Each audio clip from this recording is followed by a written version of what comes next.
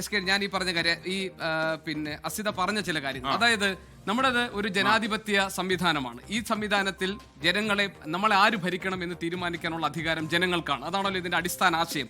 അതനുസരിച്ച് ഏറ്റവും കൂടുതൽ ഇപ്പൊ നമ്മുടെ ഈ സംവിധാനത്തിനകത്ത് ഏറ്റവും കൂടുതൽ ജനങ്ങൾ തിരഞ്ഞെടുക്കുന്ന ഏത് പാർട്ടിയാണോ ഏത് മുന്നണിയാണോ അവർ നമ്മളെ ഭരിക്കാൻ യോഗ്യരാണ്, അവരെ നമ്മൾ കൊടുക്കുന്നു. ഇനി ഒരു ഭരണവിരുദ്ധ വികാരത്തെ എങ്ങനെയാണ് നമ്മൾ ഈ ജനാധിപത്യ സംവിധാനത്തിൽ അടയാളപ്പെടുത്തുന്നത്?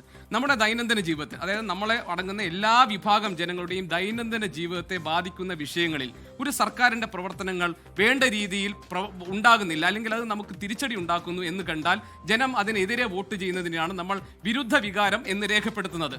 ഈ തദ്ദേശ സ്വയംഭരണ സ്ഥാപനങ്ങളിലേക്ക് നടന്ന തെരഞ്ഞെടുപ്പിന് തൊട്ട് മുൻപ് ഒക്ടോബർ 29-ാം തീയതി പിണറായി വിജയൻ മുഖ്യമന്ത്രി ചില പ്രഖ്യാപനങ്ങൾ നടത്തി.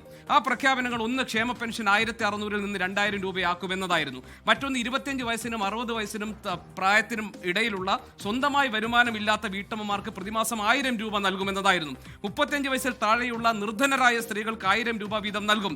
ആശാ വർക്കർമാർ മുതൽ അംഗനവാടി ഹെൽപ്പേഴ്സിന് വരെ പിന്നെ വേതന വർധനവ്, തദ്ദേശ സ്ഥാപനങ്ങളിൽ അംഗങ്ങൾക്ക് ഓണറേറിയം, ഇങ്ങനെ തുടങ്ങി വമ്പൻ പ്രഖ്യാപനങ്ങൾ തദ്ദേശ സ്വയംഭരണ സ്ഥാപനങ്ങളിലേക്ക് നടന്ന തെരഞ്ഞെടുപ്പിന് മുൻപ് മുഖ്യമന്ത്രി നടത്തുകയുണ്ടായി. ആ പ്രഖ്യാപനങ്ങൾ വന്നപ്പോൾ പൊതുവിലുണ്ടായ വിലയിരുത്തൽ വീണ്ടും വലിയ പ്രഖ്യാപനങ്ങൾ നടത്തിക്കൊണ്ട് വരുന്ന നിയമസഭാ തെരഞ്ഞെടുപ്പിൽ ഒരു പടി മുന്നിലേക്ക് കടക്കാൻ CPM അല്ലെങ്കിൽ ഇടതു മുന്നണി നീക്കം തുടങ്ങിയിരിക്കുന്നു എന്നതാണ്. തദ്ദേശ സ്ഥാപനങ്ങളിൽ എന്തുണ്ടായി?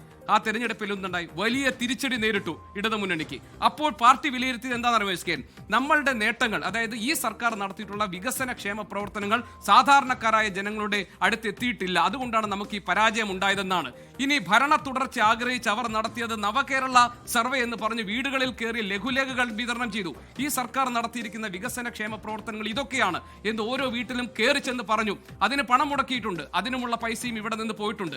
ഇതെല്ലാം നടത്തിയിരിക്കുന്നത് ഇതുവരെ കാണാത്ത രീതിയിൽ വലിയ രീതിയിലുള്ള പ്രചാരണങ്ങൾ നടത്തിയിട്ടുള്ളത്, വലിയ പരസ്യ ബോർഡുകൾ വെച്ചിരിക്കുന്നത്, വലിയ രീതിയിൽ എല്ലാ തരത്തിലുള്ള പ്രചാരണ പരിപാടികൾക്കും പണം ചെലവഴിച്ചിട്ടുള്ളത് ഈ സർക്കാരിന്റെ നേട്ടങ്ങൾ ജനങ്ങളിൽ എത്തിക്കാനാണ്. സർക്കാരിന്റെ നേട്ടം ജനങ്ങളിലേക്ക് എത്തേണ്ടത് ഇങ്ങനെ പണം ചെലവാക്കി പരസ്യ ബോർഡുകളിലൂടെയല്ല, പ്രചാരണ പരിപാടികളിലൂടെയല്ല, നമ്മുടെ അനുഭവങ്ങളിലൂടെയാണ്.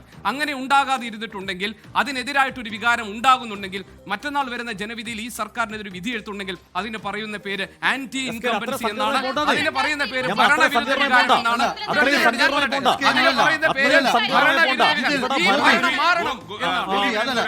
ഈ ഭരണവിരുദ്ധ വികാരം ഭരണവിരുദ്ധ വികാരം എന്ന് പറഞ്ഞാൽ ഭരണവിരുദ്ധ വികാരം അലയടിക്കണമെങ്കിൽ കേരളത്തിലെ ഒരു കണക്ക് വെച്ച് ശരാശരി ഒരു 100 സീറ്റിന് അധികമെങ്കിലും ഒരു മുന്നണിക്ക് ഞാനൊന്ന് പറയട്ടെ. ഈ ഭൂരിപക്ഷം മണ്ഡലങ്ങളിലെയും ഭൂരിപക്ഷം എന്ന് പറയുന്നത് 500 vote, 600 vote, 1000 vote, 3000 vote, 5000 vote വരെയൊക്കെയാണ് പരമാവധി. അതായത് പാർട്ടി കോട്ടകൾ എന്ന് പറയാവുന്ന മുസ്ലിം ലീഗിന്റെയും CPIM-ന്റെയും ചില സീറ്റുകളിൽ ഒഴിച്ച് ബാക്കി സീറ്റുകളിലെല്ലാം ഈ പറയുന്നതാണ്. നേരത്തെ ഈ ഹാഷ്മി പറഞ്ഞ മണ്ഡലം പുനർനിർണ്ണയം ഉണ്ടല്ലോ, ഞാനിപ്പോൾ നോക്കിയായിരുന്നു. 87 മുതലുള്ള കണക്കാണ് ഞാൻ നോക്കിയത്. ഒരിതും ഇല്ലാന്നേ. 87 മുതൽ, അല്ലെങ്കിൽ ആ കാലം മുതലേ തന്നെ 80-കൾക്ക് ശേഷം 5 ആണ്ട് കൂടുമ്പോൾ മാറി മാറി വന്നിരുന്ന ഭരണമാണല്ലോ. ഈ നോക്കൂ, 87-ൽ 78 സീറ്റ് LDF-ന്, 61 UDF-ന്, 91 ആയപ്പോൾ 48, 90, 96-ൽ അത് 80, 59. അങ്ങനെ ഈ നിലയിലാണ്. അതായത് ഈ പറയുന്ന ഭൂരിപക്ഷം ഒരു ബൂത്തിൽ ഒരു 4-5 പേര് മാറി വോട്ട് ചെയ്താൽ അത് ഈ തെരഞ്ഞെടുപ്പിൽ പ്രതിഫലിക്കുന്ന വിധമാണ് നമ്മുടെ കേരളത്തിലെ ജനാധിപത്യ വ്യവസ്ഥിതി എന്ന് പറയുന്നത്. അതല്ലെങ്കിൽ അത്ര വലിയ ഭൂരിപക്ഷം വേണം. ഒരു ഭരണവിരുദ്ധ വികാരം എന്ന് നമുക്ക് സ്ഥാപിക്കണമെങ്കിൽ അത് ഒരു മണ്ഡലത്തിൽ ഒരു 10,000 വോട്ടിന് മേളിലെങ്കിൽ ഭൂരിപക്ഷം മണ്ഡലം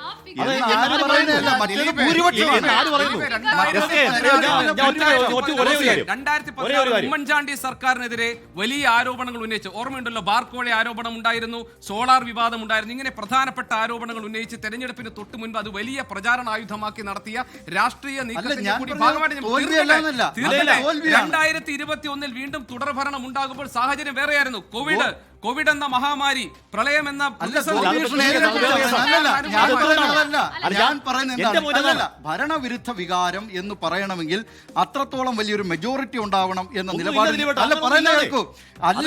അല്ലെങ്കിൽ ജനാധിപത്യത്തിലെ സാങ്കേതികമായിട്ടുള്ള വാക്കായ ഭൂരിപക്ഷം എന്നാണ് നമ്മൾ 71 സീറ്റ്. ഞാനൊന്ന് പറയട്ടെ, 71 സീറ്റ് UDF കിട്ടുന്നു, അല്ലെ UDF കിട്ടുന്നു എന്ന് കരുതുക. 69 അതങ്ങനെ ഒരു ഭരണവിരുദ്ധ വികാരമാകുന്നു. അത് ഭൂരിപക്ഷമാണ്. അത് ഭൂരിപക്ഷം, അത് ജനാധിപത്യ വ്യവസ്ഥ അല്ല, അത് ജനാധിപത്യ വ്യവസ്ഥയിലെ ഭൂരിപക്ഷം എന്നാണ് അതിന് പറയുന്നത്. ഭൂരിപക്ഷം എന്നാണ് പറയുന്നത്. അല്ല, അതിനെ ഭൂരിപക്ഷം എന്നാണ് പറയുന്നത്.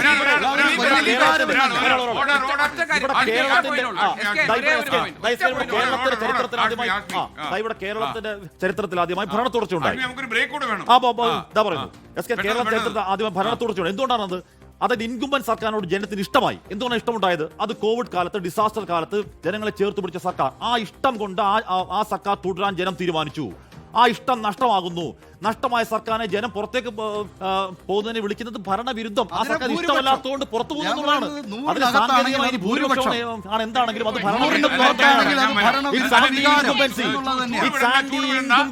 തീഷ്ണത അതേപോലെ തന്നെ നിലനിൽക്കട്ടെ.